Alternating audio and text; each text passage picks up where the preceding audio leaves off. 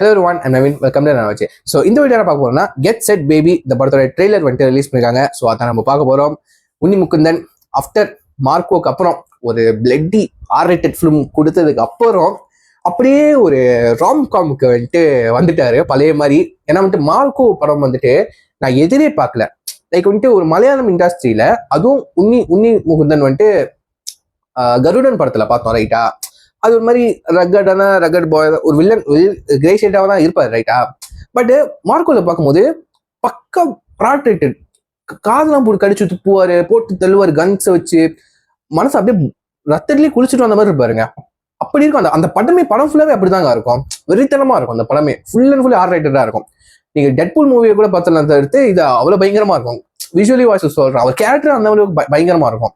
So அப்படி பார்த்துட்டு Marco படத்துல அப்படி பார்த்த ஒரு உன்னிய டக்குன்னு கெட் செட் பேபில நான் போஸ்டர் பார்க்கும்போது மனசு என்ன அப்படி ஒரு சாக்லேட் பாய் ஆயிட்டாரு அப்படின்னு தோணுச்சு. ஸோ வயநாடு கண்டிப்பா ட்ரெயிலர் ரியாக்ட் பண்ணி ஆகணும். ஸோ அவர் கூட பேர் பண்ணி நம்ம நிக்கிலா விமல் நடிக்கிறாங்க. ஸோ இந்த படத்துக்கு நம்ம சாம் CS அவர் தான் மியூசிக் பண்ணியிருக்காரு. ஸோ இது கண்டிப்பா ஒரு மலையாளம் ஃபிலிம் தான். ஸோ வாங்க யாரெல்லாம் யாரெல்லாம் உன்னி முகுந்தனோட ஃபேன்ஸ் இருக்குன்னு கீழே கமெண்ட் பண்ணுங்க. ஸோ மறக்காம நான் பார்த்து தெரிஞ்சுக்கிறேன். ஸோ வாங்க இப்போ ட்ரெய்லர் பார்த்துருவோம். With count on 3, 2, 1 go. I see that we have a gentleman this class. Hi Arjun. Hi. എന്തിനാ ഗൈനക്കോളജി എടുത്തേ? ഇതിനൊക്കെ തന്നെ. And so ഈ ഗൈനക്കോളജിസ്റ്റ് ആണെന്ന് ഞാൻ അവരോട് പറഞ്ഞിട്ടില്ല.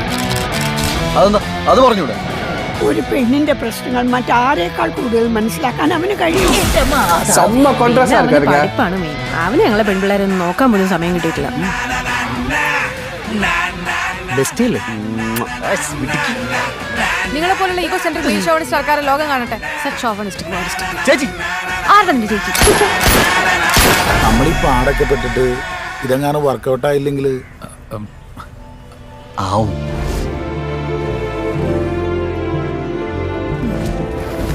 എന്റെ കുഞ്ഞെന്നൊക്കെ പറയുമ്പോ ബിന്ദു നിങ്ങളുടെ കുഞ്ഞിനെ ക്യാരി ചെയ്യുന്ന ഒരു വെസൽ മാത്രമാണ്, ഒരു പാത്രം. That's it. I think she is the apt candidate. Arjun BP low ആണ്. Make it fast.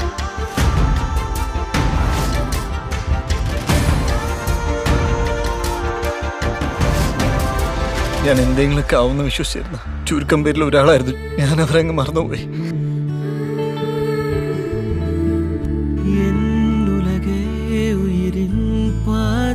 അപ്പൊ നിങ്ങക്ക് ശത്രുക്കളൊക്കെ ഉണ്ടോ? ഉണ്ടല്ലോ. ഒരാൾ അല്പം ഒന്ന് വളരുമ്പോഴേക്കും വെട്ടിയിടാൻ ഒരു 100 പേരെങ്കിലും കാണും. ഏറെ നിങ്ങൾക്കിട്ടാണെങ്കിലും കൊള്ളുന്നത് ഞങ്ങൾക്കിട്ടാണെന്ന് അറിയാവുന്ന ആരോ ഒരാൾ.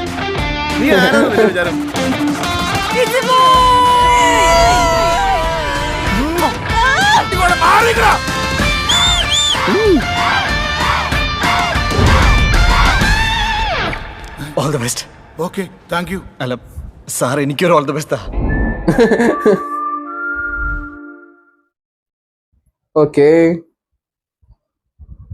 கெட் செட் பேபி ட்ரெய்லர் பார்த்துரும். இந்த ட்ரெய்லர்லாம் வச்சு பார்க்குறப்போ எனக்கு சில படம் ரெசம்பிள்ஸ் ஆகுது. ஃபர்ஸ்ட் தமிழ்ல தாராள பிரபு, அப்புறம் மலையாளமா தெலுங்கு படம்னு நினைக்கிறேன்.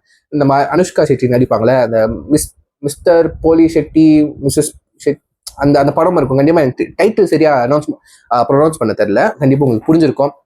ஸோ அதுவும் அந்த மாதிரி பேபி சம்மந்தப்பட்டது இருக்கும். அப்புறம் ரீசனா கூட ஒரு படம் வெளியாகுச்சு.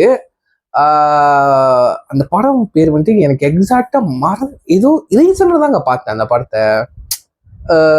சாரி இது காதலிக்க நேரமில்லை, நம்ம ஜெயம் ரவி சாரோட மூவி.